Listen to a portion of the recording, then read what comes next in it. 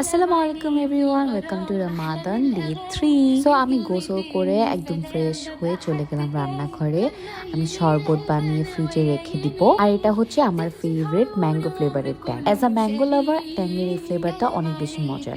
এর আগের বারও রোজাতে খেয়েছিলাম, এবারও খাচ্ছি আলহামদুলিল্লাহ। আর এদিকে ভাজা পোড়ার সব আইটেম আমি রেডি করে রেখেছি। আর এরপরে আমি চলে যাই আসরের নামাজ পড়তে।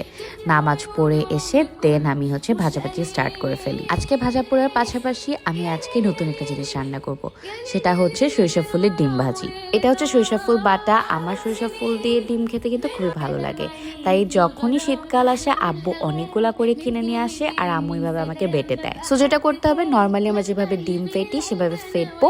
দেন এখান থেকে 2-3 চামচের মতো জাস্ট নিয়ে এটার সাথে মিক্স করে দিতে হবে। আপনারা যারা এই ফ্লেভারটা পছন্দ করবেন তাদের জন্য এটা একটা হ্যাভেনলি ফিল, কারণ এটা দিয়ে নর্মালি ভাত খেতে এত বেশি মজা লাগে। আমি তো অলওয়েজই এটা মাঝে মাঝে বানায় বানায় খাই। আমার এটা অনেক বেশি ফেভারিট। এখন তো বাজারে সরিষা ফুল কিনতে পাওয়া যায়, কিন্তু আমরা যখন ছোট ছিলাম, যখনই শীতকাল আসতো আমরা বাইরে ঘুরতে যেতাম, আর যখনই দেখতাম যে সরিষা ফুল, ডিরেক্ট ক্ষেত থেকে চুরি করে নিয়ে আসতাম আর বেটে বেটে খেতাম।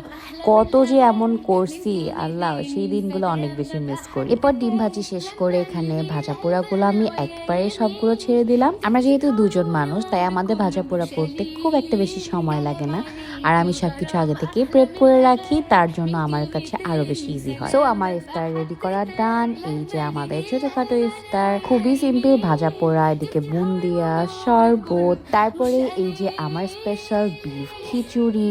খিচুড়ি আমার অনেক বেশি পছন্দ, আর বিফ খিচুড়ি হলে তো কথাই নেই। তারপরে এদিকে ছিল হালিম, তারপরে জিলাপি। সো এই তো একদম ফুলফিল করা একটা ইফতার আলহামদুলিল্লাহ। এরপরে ইফতারের সময় হয়ে যায় এন্ড আমরা ইফতার করতে শুরু করি। আমি গল্প করছিলাম, ইফতার করছিলাম। আর ইফতারের সময় আমি আমার বাসাকে খুবই বেশি মিস করি, আম্মু আব্বুকে মিস করি, কারণ আমি যখন বাসায় থাকি ইফতার মোটামুটি আমি বেশি রেডি করি। ভাজা পোড়া থেকে শুরু করে স্পেশাল কিছু বানানো, আমার স্পেশাল শরবত, তারপরে হচ্ছে মানে প্লেট সাজানো, এগুলা সব কাজ আমার ছিল। তো আমি এই জিনিসগুলো খুবই বেশি মিস করি। না জানি কবে হচ্ছে ভার্সিটি অফ দিবে আর আমি বাসায় যাব, আমি শান্তি করে বাসায় গেলে একটা ইফতার করতে পারবো। তো যাই হোক, আজকের ভিডিওটা এই পর্যন্তই। Thank you for watching. See you in my next one. আল্লাহ হাফেজ এভরিওয়ান।